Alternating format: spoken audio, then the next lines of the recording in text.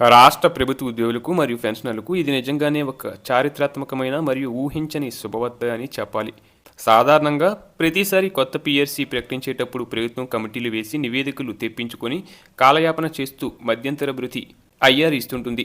కానీ ఈసారి ప్రభుత్వం ఎటువంటి జాప్యం లేకుండా ఐఆర్ ప్రక్రియను పూర్తిగా దాటివేసి నేరుగా కొత్త పిఆర్సీ కొత్త పే స్కేల్స్ను అమలు చేస్తూ భారీ షిప్మెంట్ను ఖరారు చేయాలని నిర్ణయించినట్లు తెలుస్తుంది.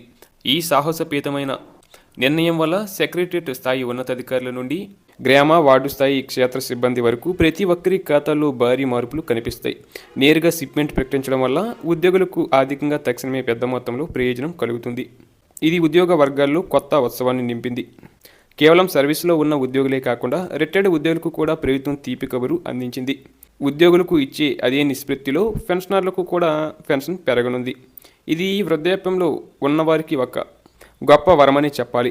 వయసు పెరిగే కొద్దీ వచ్చే అదనపు క్వాంటమ్ పెన్షన్ కూడా ఇప్పుడు పెరగబోయే కొత్త బేసిక్ పే ఆధారంగానే లెక్కించబడుతుంది.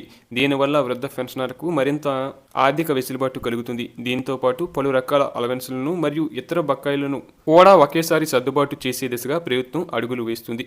ప్రభుత్వం త్వరలోనే ఈ కొత్త షిప్మెంట్ ప్రకటన చేసినట్లయితే బేసిక్ పే గణనీయంగా పెరుగుతుంది.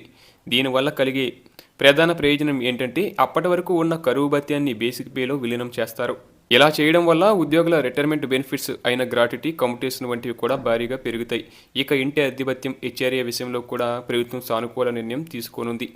మీరు నివాసించే నగరం లేదా పట్టణం యొక్క జనాభా ప్రాతిపదికన 8%, 12%, 16% లేదా 24% చొప్పున హెచ్ఆర్ఏ స్లాబ్లలో మార్పులు రానున్నాయి.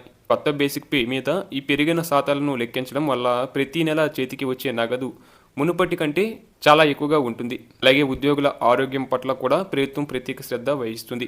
ఉద్యోగుల హెల్త్ స్కీమ్ను మరింత బలోపేతం చేసి కార్పొరేట్ ఆసుపత్రులలో నగదు రహిత వైద్యం ఎటువంటి ఇబ్బందులు లేకుండా అందేలా కొత్త నిబంధనలను ప్రభుత్వం తీసుకురాబోతుంది. ప్రభుత్వం తీసుకున్న ఈ నిర్ణయాల వల్ల ఆంధ్రప్రదేశ్ ఉద్యోగుల జీతాలు నిర్మాణం పొరుగు రాష్ట్రాలైన తెలంగాణ లేదా కర్ణాటకలోని ఉద్యోగుల జీతాలతో సమానంగా లేదా అంతకంటే మెరుగ్గా ఉండే అవకాశం కనిపించవచ్చు. ఇది ఉద్యోగుల జీవన ప్రమాణాలను మెరుగుపరచడమే కాకుండా వారి పనితీరుపై కూడా సానుకూల ప్రభావం చూపుతుంది. అలాగే ఒక చిన్న ఉదాహరణతో ఈ మార్పును గమనిస్తే కనుక ప్రస్తుతం ఒక ఉద్యోగి బేసిక్ 30,000 ఉందనుకుందాం. ప్రభుత్వం సుమారు 30% షిప్మెంట్ కనుక ప్రకటిస్తే ఇది ఇంకా ఎక్కువ కూడా ఉండవచ్చు. అంటే బేసిక్ పే కేవలం బేసిక్ పేలో 9,000 అదనంగా చేరుతుంది. అప్పుడు కొత్త బేసిక్ పే 39,000 అవుతుంది. ఈ పెరిగిన బేసిక్ మీద మళ్ళీ కొత్త డిఏ మరియు హెచ్ఆర్ఏ లెక్కించడం వల్ల గ్రాస్ శాలరీలో భారీ వ్యత్యాసం కనిపిస్తుంది. అంటే పాత జీతానికి కొత్త జీతానికి మధ్య చాలా పెద్ద మొత్తంలో తేడా కనిపిస్తుంది.